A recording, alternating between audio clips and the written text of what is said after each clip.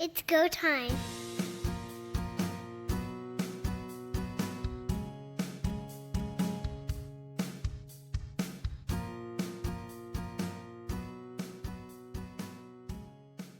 Welcome, everyone, to Quick Kicks here on Third Down Gamble. I'm Don Charbon with Heath Graham, and a very special guest joins us tonight.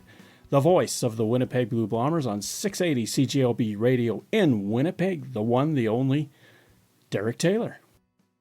Talking CFL. I haven't talked CFL with live humans in a couple of weeks here. I'm excited for this. Well, that's awesome. Well, we're so thrilled that you're back on the podcast. You're just a fountain of knowledge that just keeps giving, and we are happy to bring out our sippy cups. Okay. Free agency has been a major topic in everyone's circles when it comes to the Canadian Football League. And we can even go back prior to free agency when, I guess technically a free agent, McLeod Bethel Thompson signs with the Edmonton Elks. He signs for $500 large. Where did that come from, and what was your thought at the time? I guess he just decided, hey, this is enough money to get me back in. This is a good enough location for me to get back in. And oh, hey, look at the receivers I get to work with. All right. I get to work with Geno Lewis. Oh, okay. Oh, and you might pull a trade for Curly Gittens. Oh, yeah, he and I were pretty good together. Oh, Dylan Mitchell is a star. Okay, in the making. Yeah, let's go with that. And Kevin Brown's going to take all the pressure off by running the football too. I feel like, you're away. Maybe you miss it. Maybe go, you know what? I can make $500,000. Why not?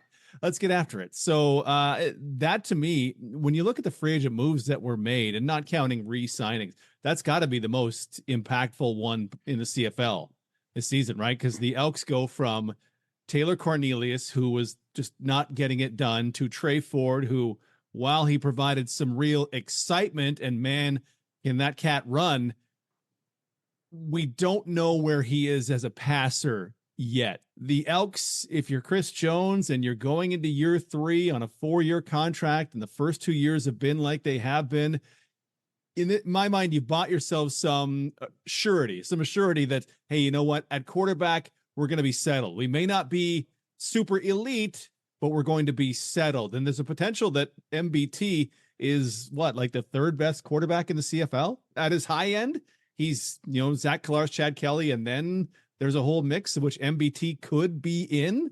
So to me, they bought themselves some surety with that at the quarterback position.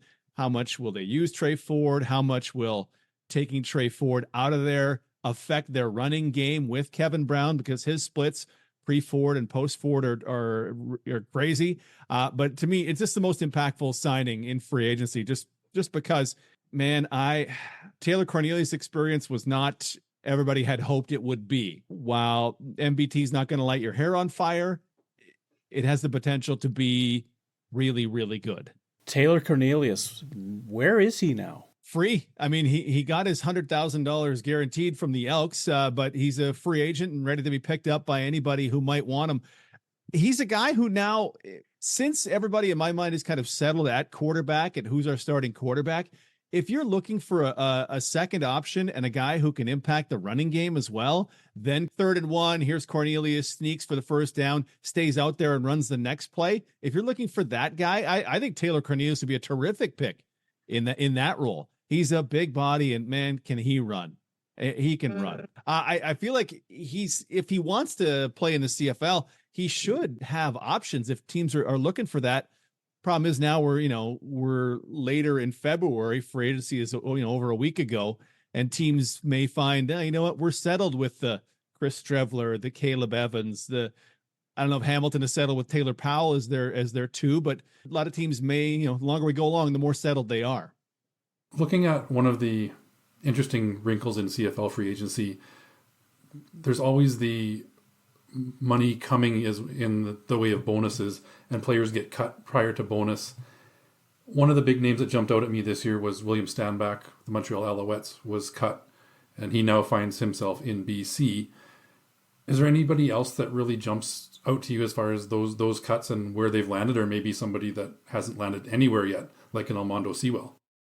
Yeah, Sewell's an interesting one, right? Because who wouldn't want a guy who can move the middle like that? I think back to Dominic Rhymes, who was kind of one of the first dominoes to fall, right? BC identified, we're not going to be able to afford to pay everybody. So we'll release Dominic Rhymes early. And man, was he back in Ottawa just lightning fast, right? The rumors were instant back in Ottawa. And then he signs the deal and he goes to an Ottawa receiving core that Justin Hardy popped last season, Jalen Acklin. I think we're all expecting a little better from him. And it just as I pull it up, Braylon Addison, they re-signed Braylon Addison. And you go, man, if they can go 1 Canadian and 4 Americans at receiver, Ottawa has some real threats at receiver. Rhymes in the jump ball, Addison in that style of, oh, you need me to run short, you need me to run deep, you need me to run from slot back, you need me to run the ball from running back. I'll do whatever you want, offensive coordinator. Let's go. So I really feel like Dominic Rhymes is the one I think of because limited by injuries last season, it really robbed us of seeing, one of the real big body threats that we have in the Canadian Football League. So that's where my mind goes. Well, Drew Brown, too, is there. And what does that mean for Ottawa? Well, everything they're looking for, we talked about Edmonton looking for some sort of, assured body at quarterback. That's what Ottawa's looking for, right? And I love the deal. Brown was very clearly the next guy who deserved to get a shot in the Canadian Football League. And I love that Ottawa went and made that move. And I love the price tag they paid for it, right? It's under $400 per season for Drew Brown.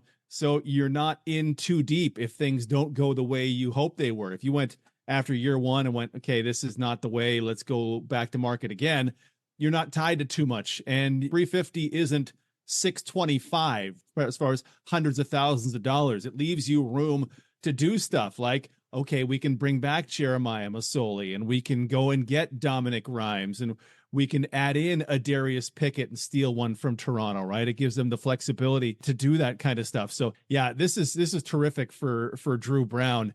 And he gets to work with an offensive coordinator in Tommy Condell, who Drew's old running mate, Zach Collaros, has nothing but great things to say about Tommy Condell. So when you go, okay, well, Drew did decide to sign with Ottawa after the trade. Okay, he's heard good things and he believes that he's going to be able to do things in there because I don't know what Drew's going to be as a starter. Obviously, his starts when he's been playing with his time when he's played with the top level team in Winnipeg, as opposed to, those late season games where the Bombers are resting guys. When he's played with the top level team, you go, okay, yeah, this guy's got it down from 22-0 down against Edmonton. Yeah, he's got some stuff here. He's got some of the elements in his game that Zach Collaros relies on. And when we think of Collaros, the things that make him great, Drew's shown a couple of those. Can he do it for a full season? Can he do it with the weight of a team on his shoulders? All to be determined. They add in Darius Blaydick as well. I really like what Ottawa's put together on offense and the guy they have to run it in Tommy Condell. Ottawa's offensively should be trouble for some teams if they stay healthy, because they were on quarterback 4 last year, right? So if they stay healthy, will just be the conversation around Ottawa probably for the next 5 years. With Jeremiah Masoli back in the fold as well, do you think Drew Brown is the day one starter? I would think so. If you're paying that money, and I don't know where Masoli is in his rehab from his injury, but I would assume if you're paying Drew Brown that money, you're intending to go to him as the starter. But knowing that, hey, we have Jeremiah if we need him. Tyree Adams is there. He had one start where he looked pretty nice. You think, okay, maybe there's something there. Dustin Crum can add absolutely a different element, pretend he's the third guy you carry on a given day. Yeah, but I think if you're going to market, you're making the trade, you're giving up a 5th round pick, and you're paying Drew Brown, $300 plus, I think you have to believe that he's the starter for the first snap in training camp. Interesting thing that happened at the beginning of free agency, the quarterbacking in this league, they all were renegotiated down. Chad Kelly, Mayer, you just go up and down the line. They were all sort of redressing this to make room, I would guess. Yeah, it's really common at this time of year, right? You're a GM, you get to this part of the calendar year and you go, okay, well, our guy, he'll be healthy for the coming season because he got out of last year fine. It's January, it's February, whatever it was when you did it. All right, he's good. So we're going to take some of his salary and convert it to a bonus, right? It's we're going to pay him $500 this year. Let's give him $200 as a bonus. We were going to pay him $500, but now we can, because the bonus is taxed differently, right? We can pay him less on the cap, but he'll still take home the same, if not more.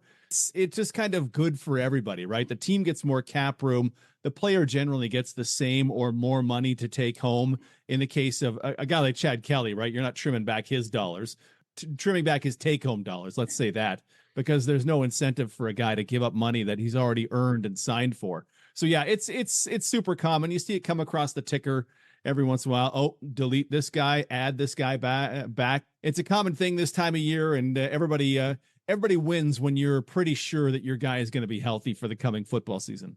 I want to shift to the backfield a little bit on offense here as well. I talked about William Stanback, Kadeem Carey, AJ Ouellette, all 1,000-yard running backs at some point in their career, all getting new homes this year. What's the value that they bring versus Winnipeg kind of breaking the bank open a little bit to keep Brady Oliveira? Does what he bring to the table as a Canadian add that much value to him, or is it the total yards that he brought last season? If you're trying to assess Brady, being Canadian is great, right? You get one of your 7 spots, but the Bombers didn't need that. They generally, I think every game last season, they ran at least 8 Canadians. So they didn't need the running back position to be Canadian. But what you saw in Brady Oliveira last season was, okay, he's going to take 90% of our running back carries. We don't ever have to take this guy off the field. Edmonton would take Kevin Brown off the field, put in Shannon Brooks for some carries.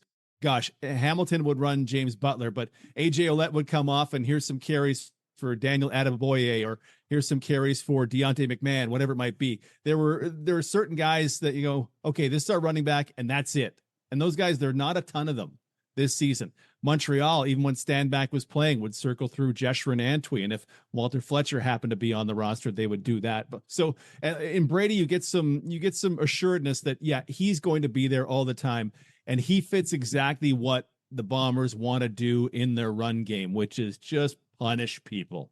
I was just watching the game against Toronto in the regular season where he put up 160 and it just smashing into dudes. And it's exactly what the Bombers want to see.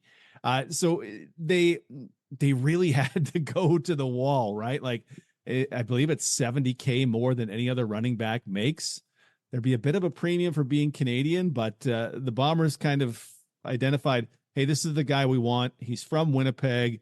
Off the field is A+ as well. Fans love him. Jerseys can start being sold. Let's go. Let's bring back Brady off his best season of his career and one of the best Canadian running back seasons ever. Led the league in rushing, 2,000 yards from scrimmage. Everything about Brady Oliveira's season last year, I think, just led to this. 230 for a running back, though, will be a conversation when just some of the guys you mentioned, Kadeem Carey, moving on from Calgary moving him on, as it were. Kadeem Carey was number 3 on TSN's top 50 last year, if I'm not mistaken. He was the running back who made that list. William Stanback was the top running back on the list in 2022. It's sometimes it doesn't last long that you're the running back at the very top of the food chain.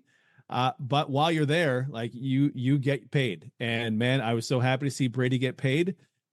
We'll have to see, because doing that certainly cost the Bombers some other valuable players along the way. Winnipeg's the one team that really seems dedicated to the run, though, over the last several seasons, even going back to when Andrew Harris came to town.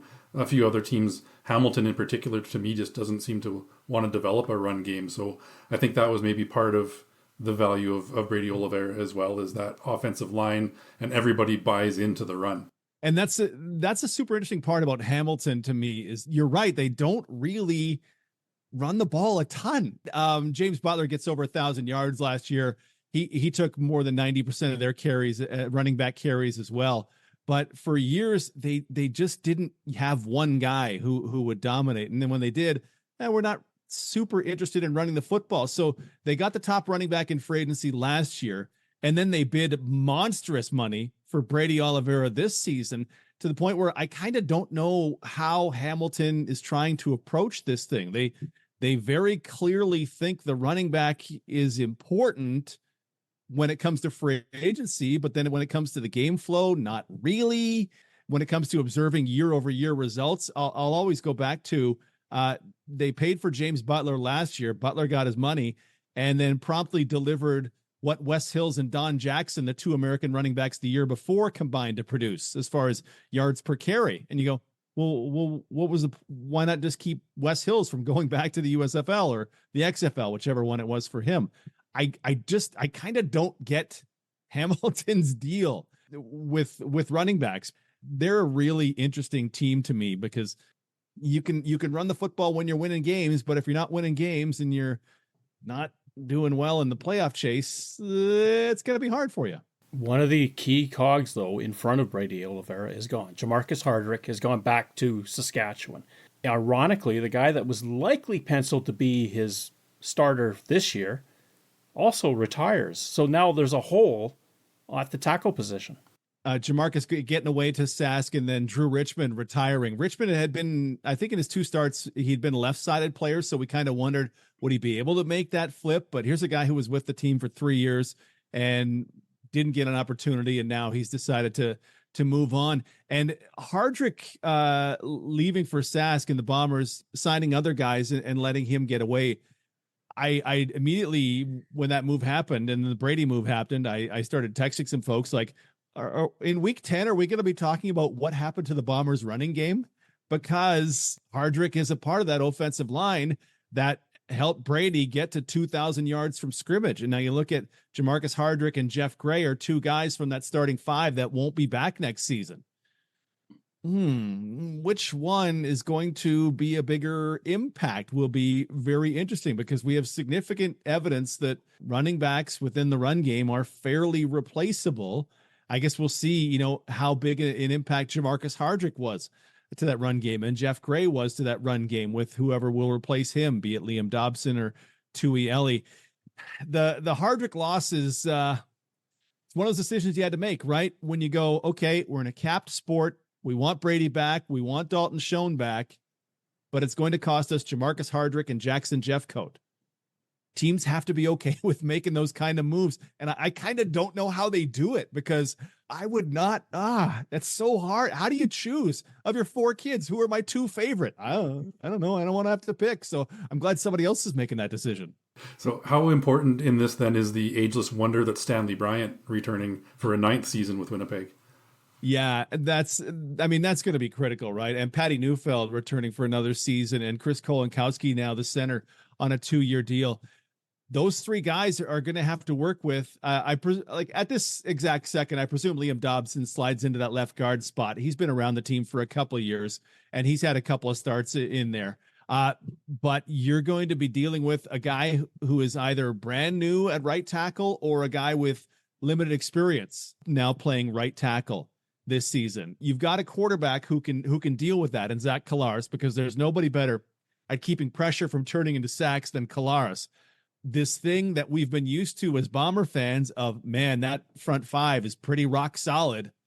Now they've had to, make that first break, right? With a couple of the guys, in this case, Jamarcus Hardrick, who was an absolute stud on that. And one of this, the focal points of this offense and this offensive line. So he was the most outstanding offensive lineman in the West last year, but he's gone, okay.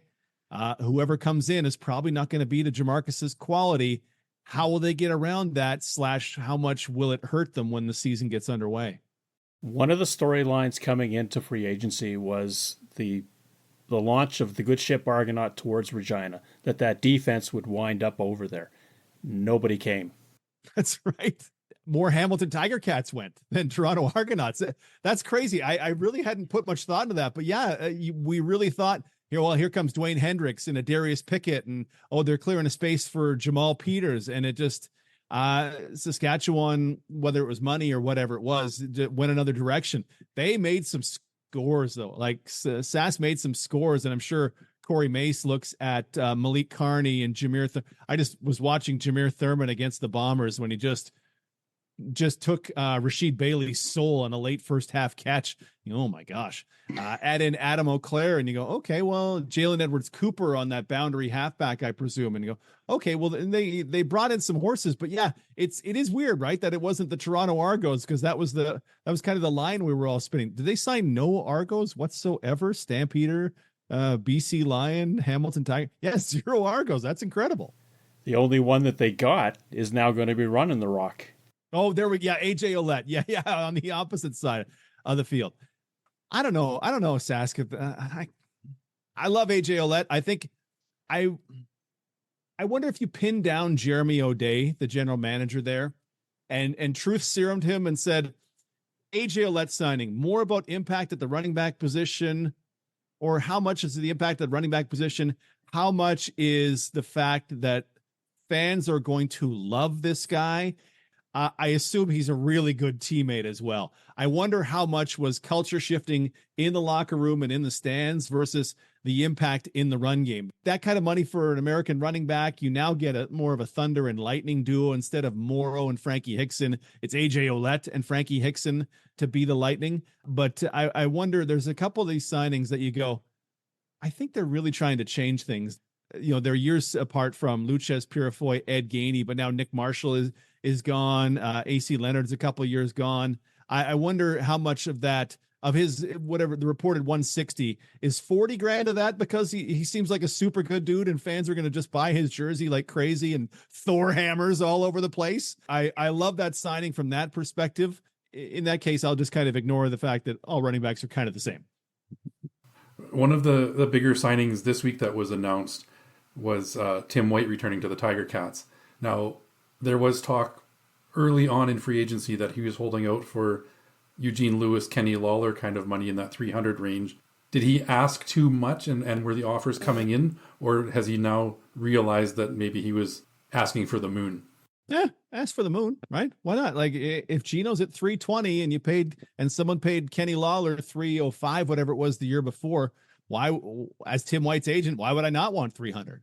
Might as well ask for it. It's one of the things where I'm super curious about how negotiations would go, because when Dalton Schoen takes a reported $230,000, as the agent of a free agent receiver, you'd go, don't ignore that contract. Ignore that because that's a hometown discount. My guy shouldn't be forced to that. But I assume it has, an effect of dragging down salaries for other guys. So Tim White should absolutely have asked for $300,000. Why? Let's go. Find your spot. The old saying about negotiations that, both sides end up unhappy at the end, right? So he didn't get what he wanted, and it seems like it may have been a fair bit less than he wanted, and maybe it was a fair bit less than he could have got had he been signing on day number one. Who knows? But ultimately, he ends up back in a place that he knows, and Tim White's a star. Like, Tim White is a star, like another multiple weapon type star in this league. Yeah, it's good that Hamilton's gotten him back, but I just can't shame a guy for asking for 300. If Gino's 320, my guy's not 300. Come on, my guy's 300. Just that he gets it, and it just seemed to be, I guess this offseason was just a spot where there wasn't going to be that kind of big money for receivers, whether maybe Edmonton was the only team bidding the last couple of years, these inflated enormous salaries. I don't know what the answer is to that, but yeah, it's great that he ended up back in Hamilton where they know how to use him and make him the star, but yeah, he maybe shot a little high. You run the risk of waiting too long, I guess, in those situations as well. It doesn't hurt to throw that price tag out there, but you have to realize that teams are all looking at their caps and wondering where 300,000 is going to fit in. Yeah, well, for sure, right? The salary cap gets bumped by $130K this year, but how many folks were looking to pay pardon me, that kind of big money for a receiver and a super impact receiver? BC certainly couldn't. Calgary has this deal where they get incredible receivers to take cut rate salaries to keep playing for them, which is tremendous. Edmonton still has Gino Lewis on their cap. They moved out Stephen Dunbar, but still have him on their cap. Sask was one I was really curious about what Sask would be when it came to free agent receivers, just because, I mean, Sean Bain, excellent last year. They re-upped him, but they have a spot at that X wide receiver spot, and then they're loaded with Canadian stud receivers or Canadian very good to stud receivers as well. I was curious to see, will they make a play for a guy like a Dalton Schoen? Will they make a play for a Tim White? And ultimately, they committed their money elsewhere. I wanted to know what Toronto would do, honestly, because I look at their receiving core as it stands, and Tavares Daniels, yes. DeMonte Coxey, fine. And then right at the moment, is it 3 Canadians? Are they running 5 or 6 on offense? 5 or 6 Canadians on offense? I kind of don't know unless they go to brand new guys to the CFL, what they're going to run on that field side. Because at the moment, Tommy Niels and Danny Ungerer, obviously Dejon Brissett was a guy who popped last season in that Curly Gittins role. I was a little surprised perhaps that there were fewer teams than I thought making moves for big time receivers.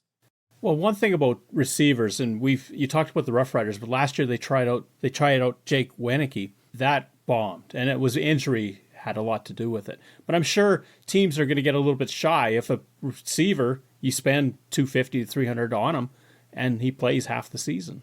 Yeah, you Sask a couple of years ago when they brought in Duke Williams, right? When I was on radio going, back up the money truck and just let Duke take whatever he needs, thinking that he was exactly what that offense needed. And he had that touchdown in the West Final, which was unbelievable at the end of the third quarter, but ultimately disappointed Saskatchewan Roughrider fans, I think. But then I think you get burned in every position. If you pay that big money, you're to some degree praying that a guy stays healthy. You just have to identify the right guy to give that money to. You go, okay, who's a solid citizen? Who did not have a lucky year? Who is actually an incredibly skilled player who fits our offense? It's lost so much about staying healthy. But yeah, Sask last year, Winicky, they took a flyer on Darrell Walker. The Sean Bain one worked out tremendously, but they didn't have as many options, I think, in free agency last year versus what they did this year. There's real heat around the Riders this off season and coming into this season. The Corey Mace effect, whatever it might be, but there's real heat around Saskatchewan now. So I think they had options this year that they wouldn't have had last year. But yeah, as a GM, you have to be ready to take those risks because those guys, I mean, those are the guys that run this thing and get you to the championship games. And Montreal doesn't get there without a guy like Austin Mack, who I know didn't make big money, but you need these stud playmakers to get you there. So yeah, you take that risk that you're going to end up looking foolish. Well, Saskatchewan has to get past the idea that you can win after Labor Day. It hasn't been great after Labor Day. Hey, they beat Winnipeg the day before Labor Day last year. They have that for them, like overtime. Hey, overtime. It's to me so much of what just when I reflect on CFL seasons, I go, well, that team was disappointing, and so many times it just comes back to who was hurt and who was not. Honestly, Saskatchewan, massive disappointment. Well, Trevor Harris, who was throwing darts early in the season, missed most of the year. I kind of don't know what you do after that when you pay a guy that much money. Sure, you try Mason Fine. Sure, you try Jake Dolegala. Neither of them is Trevor Harris, right? Calgary, they got to keep their quarterback the whole year, but they lose their best edge rusher and their best playmaker early in the season, James Vaughters and Malik Henry. Well, I kind of don't know what you do in that situation besides go, you know what? We're in a lot of trouble. I think a lot of what I kind of reflect on, they were disappointing, just ends up being, they were hurt. And wait till next season. Because if Trevor Harris is healthy this year in Sask with the stuff they're added on and the Corey Mace heat, if he is the head coach that kind of a lot of people think he will be, and the unifying factor that a lot of people, I think he will be, look out for Sask this season. Well, I'll push back just a teeny bit because Saskatchewan did this 2 years in a row where they didn't win September on. And going into Winnipeg for the Banjo Bowl, they actually got worse every year. And in the midst of that, they played a game where they could barely field a team and still outperform the team that followed them the next year. It's been rough. The Banjo Bowl in 22, everybody was vomiting their guts up, right? Like, and they come to Winnipeg and get absolutely shelled. It's been ugly. It's been ugly, but yeah, the end of the Fajardo era I'm trying to remember back to 22. The end of the Fajardo era wasn't great. I don't even remember who the receivers were in that crew besides Schaefer Baker and Lennius. Shaq Evans, yeah. Kyron Moore. Shaq popped that one season and then it just kind of went away after that. Kyron Moore, troubles with figuring out where he's supposed to be in the offense and what do we do with him? An inconsistent run game. It's why, honestly, the Hardrick signing is probably one of my favorite player to team pairings in this offseason because Sask for years, before I was there, we're looking for, let's get some tackles. Let's get some offensive line. Okay, well, that's not working out. Okay, Taron Vaughn hurting his shoulder, can't stay healthy. Nobody on the right side. Oh my goodness, what are we doing here? Natai Rogers, Cooper Richardson that season, a nightmare. They've been looking for some sort of stability, as kind of a lot of teams are in the Canadian Football League. So you go out and you pay Jamarcus Hardrick a bunch of money, and you feel like, yes, our right tackle is set. Whatever happens with Blake and Furland and Godber and Bandy and right now Ryan Seaver, what a pickup that is. We've got our right tackle settled. We'll figure out a left tackle in camp. We'll figure out who's going where in the middle. But just get one of those done was to me one of the best pairings in the free agency this season. If you want to talk about teams overcoming injuries, if you listen back to our preseason previews of the last 3 or 4 seasons, I've been very optimistic about the Ottawa Red Blacks and have been monstrously disappointed with the Ottawa Red Blacks every season. Injuries, right? Yeah. Hey, Jeremiah Masoli. Okay, no, Masoli's hurt. Masoli gets gooned and he's out for the season. Okay, when Masoli gets back, Ottawa's going to be ready to go. Okay, Masoli got hurt again. And how do you win unless you absolutely strike gold? How do you win with your fourth quarterback? How do you win with your third quarterback? Right?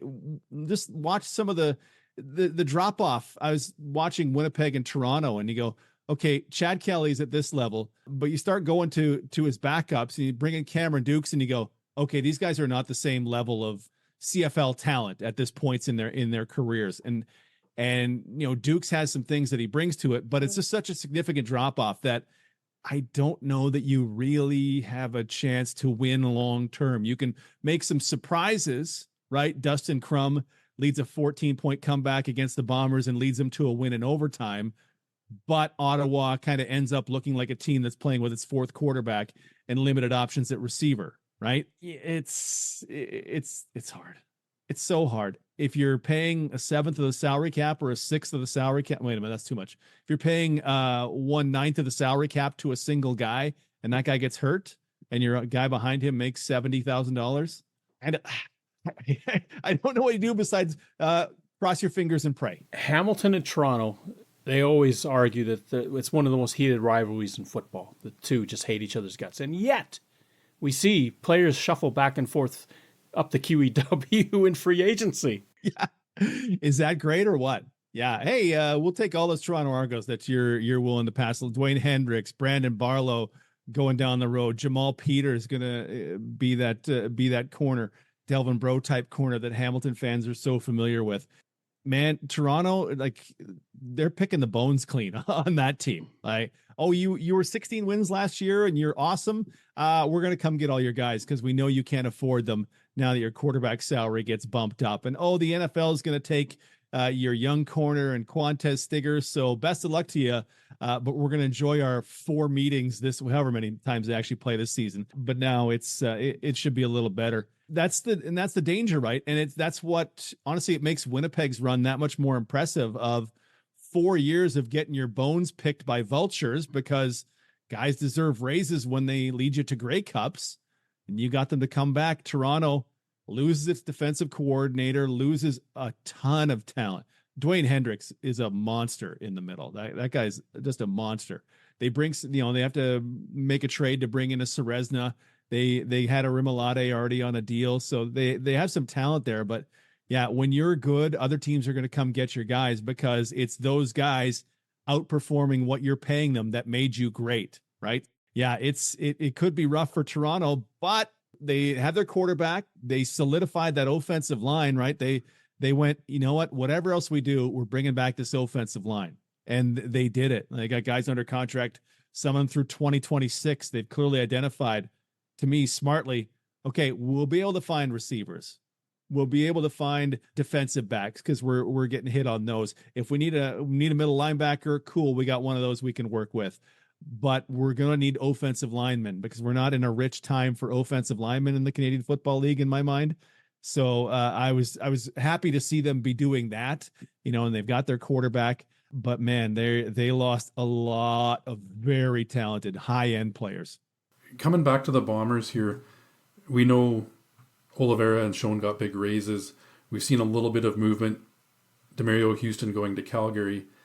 In my mind, keeping Diedrich Nichols was the key in that defensive backfield. I'd take him all day over Houston and his interceptions. Ty Ford is looking like he's coming back from a little stint and trying out in the NFL. What does Winnipeg have left for cap space? And who's a key signing? Sergio Castillo is still a free agent. It looks like Rasheed Bailey has priced himself out. We thought we were going to lose him last year, lost him this year. What's next for the Bombers? Yeah, they have got 1, 2, 3, 4, by my count, 7 spots to fill. And you mentioned Tyrell Ford is coming back. If he shows well in camp and they could run him at that field cornerback spot. He and Evan Holm could be that field side duo, and you could swap Jamal Parker over to the boundary side if you choose to go that way. But they need a defensive tackle, left guard, right tackle. They need a receiver for Bailey's spot. You need a kicker, and you need a return guy. To hear Kyle Walters, the GM, talk about it, he said at his availability the day after free agency opened, we're out of money, which is to say, if you want a minimum salary or you're a rookie, we're going to need you to contribute. They've got some guys for some of these spots, right? Defensive tackle last year, it was Ricky Walker. He was the third different starting defensive tackle in a 3-year span. They'll look for a guy like Miles Fox to fill that role. Fox isn't tall, but he has all the muscle in the world. They've got natural Canadian depth at offensive line in Liam Dobson and Tui Ellie, plus the draft, Walter said, is rich in Canadian offensive linemen. So they're covered there. The right tackle thing, we talked about Hardrick. That's going to be a real point of contention. Wide receiver, you're going to have to find somebody. And Rasheed Bailey, he took less money to come back to Winnipeg last season. And that cat, I mean, he played his heart out. Like, he's dropping bombs on defensive backs to help Brady get open. Oh, here comes Dalton Schoen in the end around. I'm going to push some guy into the stands. I'm going to make a catch across the middle, and Jameer Thurman's going to break both my ribs. All right, let's go. I'm going to fight through a hamstring injury to be in the Grey Cup. Like, that guy gives his heart for whatever team he's going to end up on. He gives his heart. Sergio Castillo calmed a lot of fears into last season. He's not signed as of yet. Kyle Walters made it sound like they're not far apart and something might get done. But what about Janarian Grant? We saw, when it was Greg McCrae and when it was Jamal Parker, the Bombers' return game just wasn't the same. Didn't have the same juice that it did, with Janarian Grant in there. So Walters kind of half joked that Grant's, marches to the beat of his own drum. And one year he didn't sign till April just because he'll go off the radar for time. So I don't know if we should be worried as Bomber fans about Janarian Grant not coming back, or he just does his offseason the way he does it. But if he's not back, there's a lot of really good returners in the Canadian Football League. But man, to find another guy like Janarian Grant, you just don't get those guys off the street. So Bombers have some work to do. Let's say that. With Jackson Jeffcoat's retirement, one of the things that came out from him was that Winnipeg was a little bit quiet in communicating with him. Is that something that you've become aware of as a problem in Winnipeg, or is it maybe a 3 sides to every story, yours, mine, and the truth? Yeah, I think it's a 3 sides one. When I looked at the off season, I just assumed there was no way they could bring back Dalton Schoen, and we talked about it on CJOB. I said, well, if you're going to bring back Dalton Schoen, you're going to have to let two veteran, linchpin players go. And I didn't know if 2024, February 24 was the offseason in which you would do that, because you still feel like your Grey Cup window is open. Were they really going to do that? Or would they just go, you know what, we'll have to try to find another guy who can fill that spot. So they do get shown back at less money than he was offered. But in my mind, I draw a direct line between Dalton Schoen returning and the departures of Jamarcus Hardrick and Jackson Jeffcoat. Just because from a salary perspective, Jackson didn't make enormous money, but you take off everything he makes above $70,000, the league minimum, and you take Jamarcus Hardrick, what you paid him. Again, it wasn't an enormous salary, but now you can knock that back to $70,000, and you have about what it cost to pay Dalton Schoen's raise over his $70,000 base salary last season. So you can get one guy back, but it's going to cost you 2 guys. And I went through it in advance of free agent day, and I had to look at it, because it was very noticeable to Doug Brown and myself calling games that when Jackson wasn't available, sacks were few and far between for the Bombers as a whole and for Willie Jefferson in particular. I went back and looked in 21, 22, and 23. There were 10 games in which Jeffcoat didn't play, but Willie Jefferson did play. And Willie had exactly 0 sacks in those 10 games. You know, that jives with what we've seen as Bomber fans. When Jackson is incredible at creating pressure off that edge on a per game basis, maybe better than anybody in the Canadian Football League. When he's not there and it's Celestin Haba or it's LB Mack or it's Cedric Wilcott's Bombers of the past, you go, yeah, then we can focus a lot more resources as an offense than keeping Willie Jefferson away from things. So that's one, though they've got guys who can take that starting spot, and Celestin Haba started games for the Bombers last season. That's a massive loss. But because you did that, you get the massive gain of Dalton Schoen over a raw rookie on the offensive side. So it's a price to be paid. Will it be worth it? Well, I feel like there's going to be some yelling and screaming in certain games for the Bombers next season or this coming season. Why can't they get after the quarterback? That's because they wanted the power to put up 35 a game on offense. One of the features of free agency for the last few years has been this quarterback carousel that we've been watching. This year, fairly quiet. Drew Brown gets traded. Jake Dolegala goes to BC, but we're not seeing starters move around like we used to. Yeah, I guess, I mean, they feel pretty good, right? Fajardo, probably couldn't have dragged him. He probably couldn't have dragged him out of Montreal with the season he had and the season they had, or postseason they had. Vernon Adams had his probably best season ever in BC, so he's going to continue in that. Jake Mayers holding on to the job in Calgary, though the Matthew Schultz acquisition becomes intriguing. Trevor Harris had a 2-year deal. I don't think there's any, if you think he's healthy, to me, there's no reason to move on from Trevor Harris. Okay, Edmonton had to do its thing. Winnipeg, to me, Zach Collaros, the best quarterback in the CFL. You're keeping that. Toronto set with Chad Kelly. Hamilton and Bo Levi Mitchell, he hasn't been Bo since 2018. So that one's super curious to me. And then you mentioned Drew Brown going to Ottawa. So yeah, there just wasn't a lot to nobody kind of has buyer's remorse this offseason, and no players have kind of buyer's remorse and, are on these 1-year deals. They got their money, and they all must look at this and go, yeah, know what? I'm in a good spot. I'm Vernon Adams. I had my best season ever. We're bringing back most of our weapons in this offense. No reason in his mind, no reason we can't compete to win the West again. Stampeders are an interesting story. They gave up a little bit. They got a little bit. But this is a team that hasn't won a playoff game since Bo led them to the Grey Cup in 2018. Yeah. It was so weird last year. And then they get into the playoffs. They fight their way into the playoffs at 6-12, and then it goes about how you'd expect. They don't love dipping into the free agent market, right? They just feel like they're going to build from within. So this season they've kind of finally had to pay a pretty healthy price for Demario Houston on a 2-year deal. And they identified, yeah, you know what? We've struggled at tackle for a couple seasons, non-Derek Dennis tackles for the last couple seasons. Let's go to market, and okay, Trevon Tate can come in, and we need somebody to push Jake Mayer. And, we're going to let Kadeem Carey, but they let Kadeem Carey walk when Kadeem Carey was probably untouchable in advance of last season. They very clearly have a way that they run things. They do get guys to take less money to stick around, because a guy like Reggie Bagleton would not have a 1 in front of his name in front of his salary if he didn't want to. He could easily be making 200 plus in my mind. There's something that they've got there, and then they don't need to go to market too much until they're just done by. Last offseason, I think, was quite punishing, with Jameer Thurman getting away to, then it was Hamilton and Falarin or Imalade getting away to Toronto.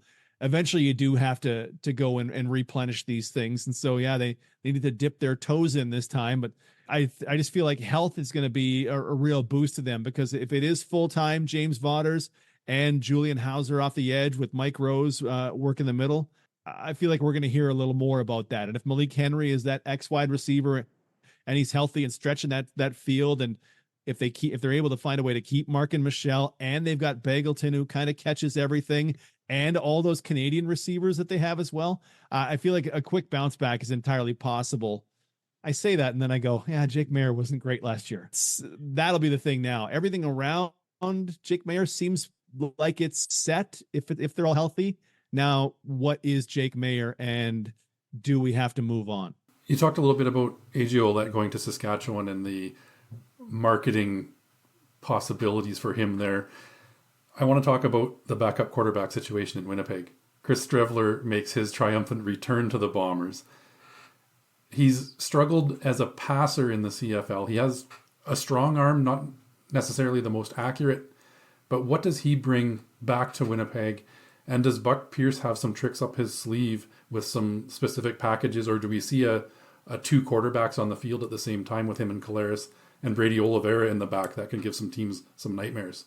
Can you imagine, right? You toss one to you get Streveler, line him up in the slot, and you hand it to him on a little option play going left with Brady Oliveira. Just the possibilities, right? Because Streveler is such an incredible runner, like such a powerful and dynamic runner. And then, oh, by the way, Brady Oliveira is the best in the league this past season, right? So there's the potential to do a lot of things. I'm trying to think in 2 years, we've probably seen, I can think of one for sure, but maybe two plays where we've seen Winnipeg use that two quarterback thing. They'd throw Dakota Prukop onto the field as well as Zach Collaros. So it's not something that we've seen a ton from them versus Hamilton with a Matthew Schultz did it, a fraction more, but nobody's gone too deep into that. Streveler certainly provides you those options. The thing is, when you put Streveler on the field, you're taking off, to me, the best player in the Canadian Football League in Zach Collaros. Why are you doing that? Okay, well, short yardage, which Dakota was awesome in. Okay, Streveler's got that.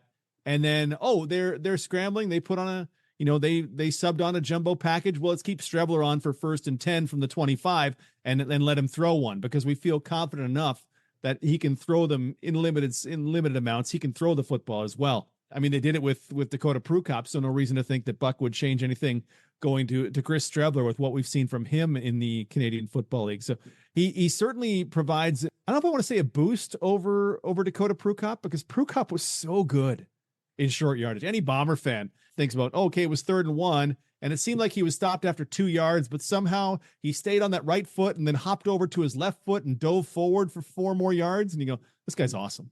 He's fantastic at this short yardage thing. And then, they can do some things within the option run game with him, and they let him throw some passes every once in a while. So you can, to me, you can still do that with Streveler. You get maybe a little bit better proven runner, though it's certainly not a weakness of Dakota Prukop, but Streveler is just beastly in that running game. So it gives Buck something to play with. I'm going to say over under 1.5 snaps this season of two quarterbacks on the field for the Bombers, because I just look at Streveler and go, if you wanted to, you felt like it, there's a lot you could do with that guy. If you look at the CFL landscape and you decide, hey, I'm going to start grading these teams, who tops out after free agency? Who stood out to you as doing the right job and did well? Now, do we want the best job in free agency or the best team after free agency? Ooh, take your pick. Let's do the best job in free agency. And it was a lot of this will be because you had to do it, right? We were bad last season, so we want to be great this season. So we have to do a lot of work in free agency. To me, Saskatchewan had the best free agent period as far as going and getting other guys. You get a piece for that defensive backfield. You bring in Jalen Edwards-Cooper to replace Nick Marshall. Was such a crapshoot. Was it Banjo Bowl where it was Banjo Bowl? He just got repeatedly lit up by Drew Wolotarski and trying to undercut guys, and he ends up giving up, I think it was 3 touchdowns that day. Just go, we can't do this anymore. We've got to move on. Jameer Thurman, though, big Larry Dean guy. Jameer Thurman is still young, and that guy sweeps it up in the middle. Fans will love the work he does. Even if he's not the most, celebratory guy, he's not the hugest personality. Jameer Thurman is going to be great. Talked about Jamarcus Hardrick and solidifying what's been a question mark for them for the years on that offensive line. AJ Ouellette gives them a different style at running back. If you want to be a little more power team, you probably don't want 2 of Jamal Morrow and Frankie Hickson. And we mentioned Ouellette. Sask, in my mind, really needed, I just keep describing it as heat. They needed heat. There wasn't any heat last season because, oh, the coach is going to be fired. They're going to throw out the GM and we're going to start again. And who can we bring in? And all of last season was kind of, what's this offseason going to be like? Now there's heat. There's the hottest head coaching candidate. Now he's in place there and he seems like a super good dude. And this running back with the great haircut, that there's going to be mullet wigs for sale in the Rider store if there aren't already, right? I just think from an on-field perspective and then a locker room perspective, I think they add those two. And to me, Sask has probably got to be the winner. What team did you think, oh, I thought they were going to do this and they didn't? Probably Edmonton. I'm just looking at this depth chart I had of the Edmonton Elks, and yes, they go and get McLeod Bethel Thompson and Javon Leake and Boris Beatty. Yeah, Boris Beatty. I mean, they won't have to repeatedly short kickoff to cover for the fact that they don't have a great kickoff guy in Dean Faithful. But that's of limited value to me. Boris Beatty had his best field goal kicking season last year, but what will he be this year? If that's his best season, what will he be this year? Javon Leake had an incredible season of punt returning. So much of that comes down to, okay, can the Elks block for him? Because they hadn't had a return touchdown in, I think it was 147 years. I forget what it was before Deontez Alexander took that kickoff back this season. So they finally get that. Leake was great on punts and not great on kickoffs. So we'll see if that money was worth it. I look at this defensive backfield and go, I kind of don't know what you're going to do as far as all those spots. I look at this defensive line and go, thank goodness you like these 3-man fronts, because I honestly don't know who is going to rush off the edge for the Elks unless AC Leonard is just waiting to re-sign. I don't know what they're going to do. They didn't get any better on the offensive line. They stayed the same, which to me wasn't great. They bring in Curly Gittins to help them. They can move the ratio a little bit, but it cost them Jake Serezna, which, although he may not have fit what they wanted to do exactly, that guy still killed the quarterback on a regular basis. I really thought there'd be more from the Elks. They may have to be one of those teams that goes, we need rookies to fill this in, because we have the big salary for Geno Lewis. We have now a big salary for Curly Gittins. We have the quarterback that we're paying big money to. Yeah, I was surprised to see so few moves from the Elks, but maybe the one, and bringing in MBT to be their quarterback is the one that lifts them up enough that they didn't need to go to these other things. Well, Derek, thank you so much for being on the show. Amazing wealth of knowledge once again. I'm sure our I'm sure our listeners are just having a ball catching up with everything you do. It's just amazing. It is a labor of love. I've got 3 months till training camp, so I started getting super anxious late in January. I need to get back to this. Let's get back to this. Let's go. But they're forcing me to wait till May. But no, I appreciate you guys having me on. I love talking ball, so I'm happy to do it with you guys. And where can people find you on the socials? At DT on OB on Twitter. I need to expand the other ones. DT on CJOB on Instagram, and I need to figure out this TikTok thing, because I think there's a lot of opportunities for guys who love the CFL and have some interesting unique perspectives of it. I just don't know if I'm good enough a dancer to be on TikTok, but I'll see what I can do. Awesome. Thanks. Awesome. Thank you.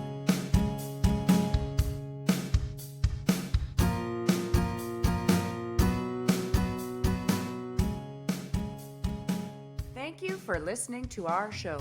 Third Down Gamble is hosted on Podbean and can be found on Apple Podcasts, Google Podcasts, and Spotify. Follow us on Twitter at Third Down Gamble. Join us again, the Third Down Gamble podcast, audio worth watching.